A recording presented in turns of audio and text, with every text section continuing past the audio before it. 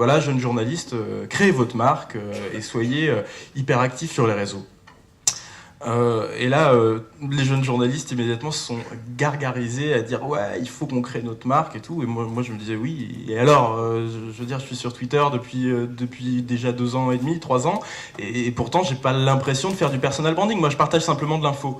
Mais par contre, j'étais d'accord sur le fait que voilà, fallait être présent en ligne et parler de soi. Après, moi, j'ai jamais vraiment utilisé mes réseaux pour parler de moi. Bon, si, pour diffuser peut-être les productions que j'avais ou parler de mes activités, mais qui avaient toujours un minimum de rapport avec ce que je faisais en tant qu'étudiant ou journaliste. Évidemment, il y a une forme de triptyque qui est on valorise l'individu en lui donnant l'impression qu'il peut lui-même maîtriser certaines informations, les traiter et aller les diffuser à une autre communauté. Et qu'est-ce qui fait en règle générale, et c'est Facebook, encore plus Twitter, que les gens continuent ou arrêtent de fonctionner, je parle de monsieur tout le monde, mais également pour les journalistes, certains cas se sont avérés, qui continuent ou arrêtent de fonctionner sur des réseaux sociaux comme Twitter ou comme Facebook, c'est le nombre de followers et la manière dont ils sont suivis.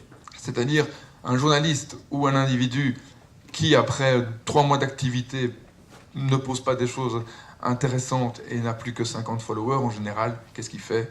Il stoppe. Donc, dans cette notion d'ego casting, il y a eu aussi forcément la notion d'ego branding, c'est-à-dire que les personnes qui, elles, étaient déjà dans l'information-communication à la base, ont embrayé sur cette possibilité, entre guillemets, de se réapproprier en partie cette idée d'ego casting. Sauf que, et là je rejoins Steven par rapport à l'idée, c'est qu'auparavant, on avait sans doute une construction de la personnalité qui était basée sur la production. Donc on va dire un personal branding a priori.